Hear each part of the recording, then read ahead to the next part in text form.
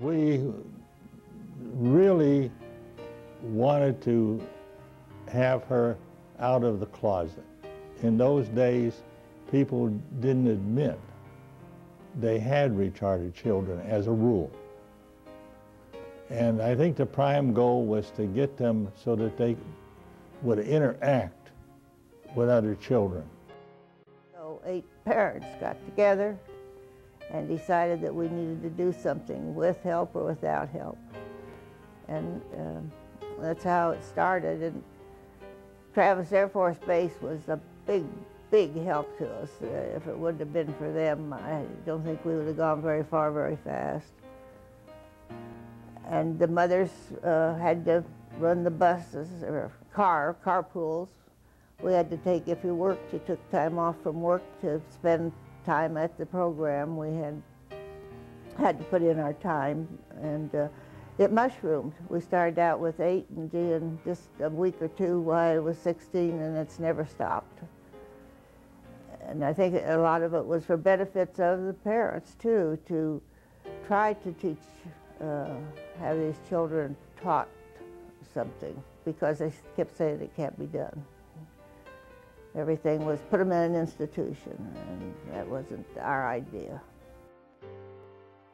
Well, actually, Jerry was born in 1956, and at that time, there was nothing, because most parents had their kids disabled people at home with their parents.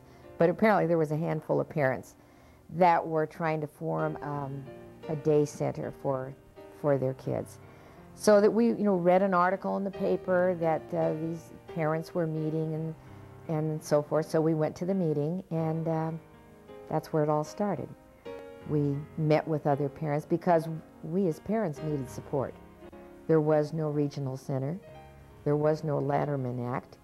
And so you were just at the mercy of what your doctor told you, and that was it. That was all the support you had, all the information. In those days, they decided that they couldn't do anything until they were 8 years old, which was the biggest mistake that ever was made. So and then it sort of built on the needs of each client, and I think it's still that way. I don't know what we would do without it. Okay.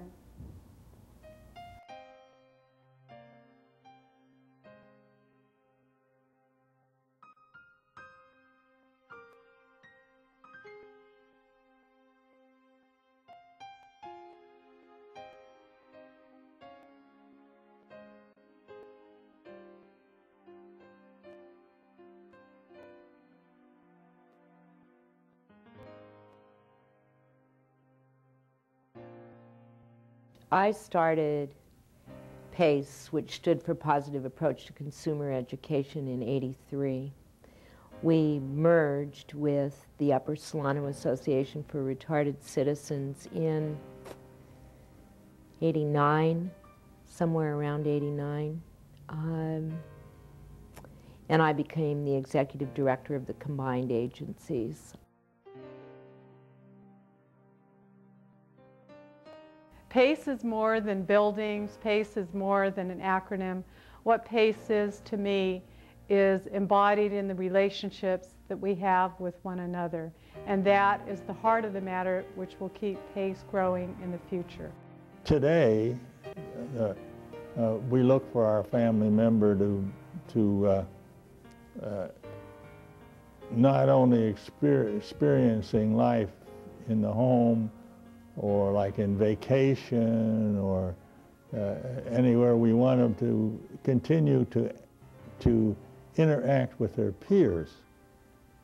And so she goes to a USARC program on Nut Tree, and there she gets a chance to interact with her peers. Its purpose is to provide support for folks with developmental disabilities. I help them be a bigger part of what's going on in Solano County. I don't know what John and I would do if we didn't have for Susan. She's done so well, and even today I can still see improvement all the time, and things that they are doing, and what she has picked up on, and her vocabulary has improved and all, and oh, I could go on and on. Okay. When you see what it was and what it is now, it's just unbelievable.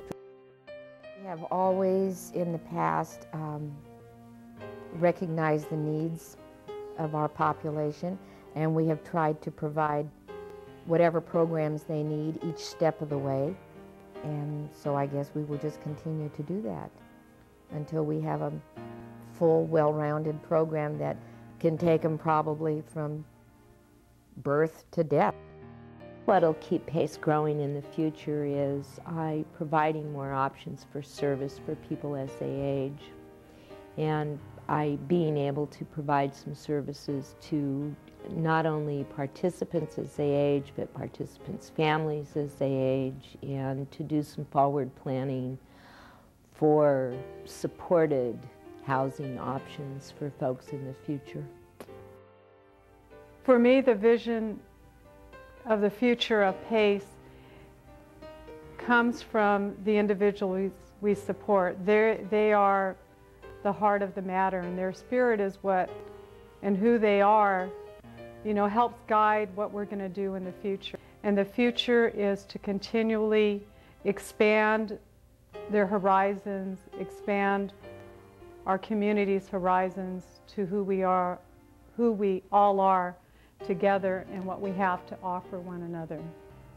I'm inspired in continuing with the future of PACE, especially after listening to two of the more founding members of PACE, because as parents, what they described to me sounds like a full circle where PACE would come back to, and all of those of us who work with PACE in the community would come back full circle to those grassroots level of building community together, of working